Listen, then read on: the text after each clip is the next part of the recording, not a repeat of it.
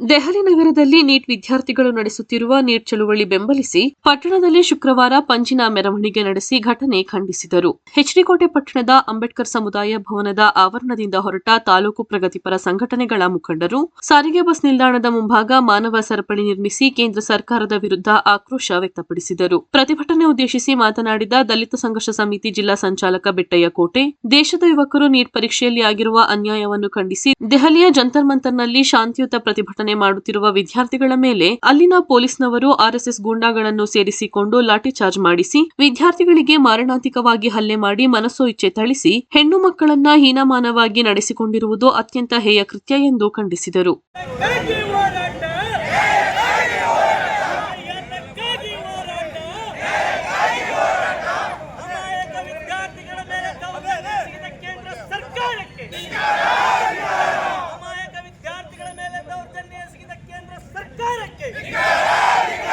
ವಿದ್ಯಾರ್ಥಿಗಳ ಚಳವಳಿಯನ್ನು ಹತ್ತಿಕ್ಕಲು ಪ್ರಯತ್ನಿಸಿದ ಕೇಂದ್ರ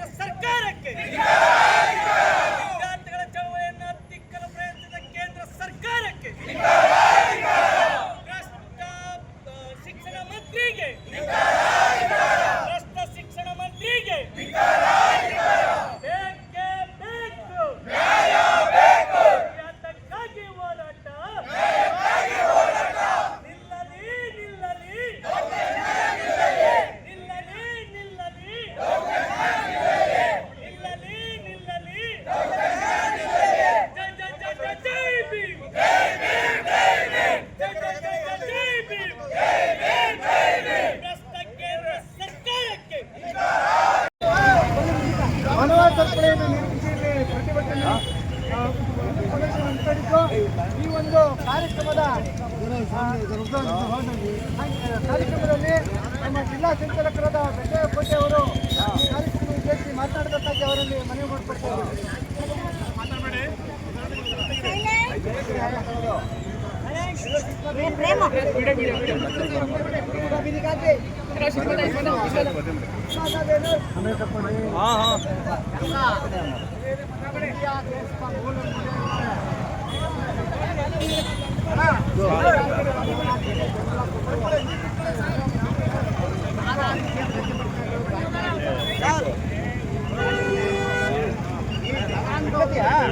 ಆಯ್ತು ಸಾಕು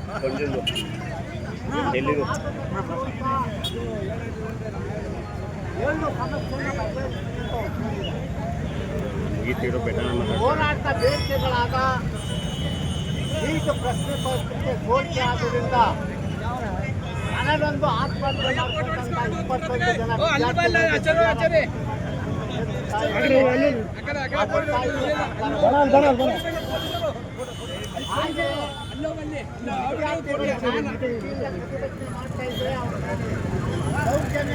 ಪೊಲೀಸರು ಅಮಾಯಕ ವಿದ್ಯಾರ್ಥಿಗಳ ಮೇಲೆ ಕೇಸ್ ದಾಖಲು ಮಾಡಿ ಸಾವಿರಾರು ವಿದ್ಯಾರ್ಥಿಗಳನ್ನ ಆತಂಕಕ್ಕೆ ಮಾಡಿದ್ರು.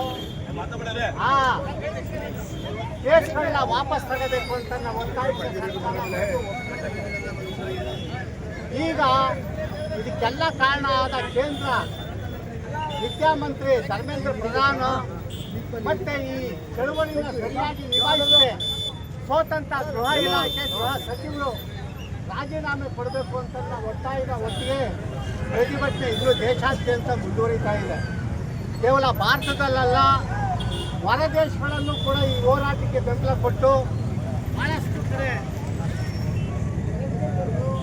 ಬೇರೆ ಬೇರೆ ದೇಶದ ಬುದ್ಧಿಜೀವಿಗಳು, ಪ್ರಜಾಪ್ರಭುತ್ವ ಪ್ರೇಮಿಗಳು ಹೋರಾಟಕ್ಕೆ ಬೆಂಬಲ ಕೊಟ್ಟು ಅವರ ದೇಶದಲ್ಲೂ ಹೋರಾಟಗಳನ್ನ ಮಾಡ್ತಾ ಇದ್ದಾರೆ.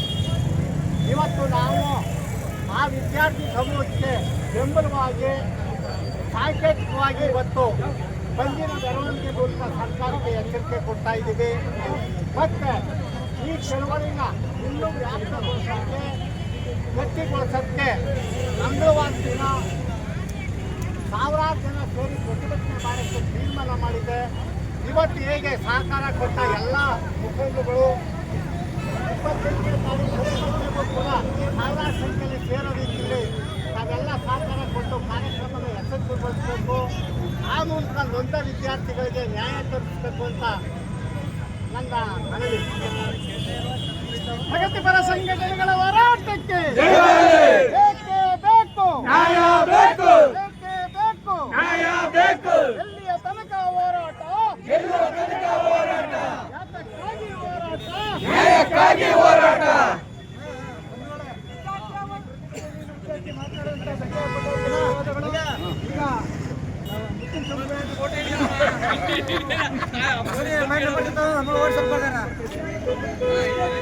ಅವ್ರ ವಿಷಯ ಚೆನ್ನಾಗಿ ಕಾಣಲಿ ಆಯ್ತಾಯ್ತು ಆಗದ ಬಿಡಿ ಆಗದ ಏನು ತಲೆ ಕೆಡಿಸ್ಬಿಡಿ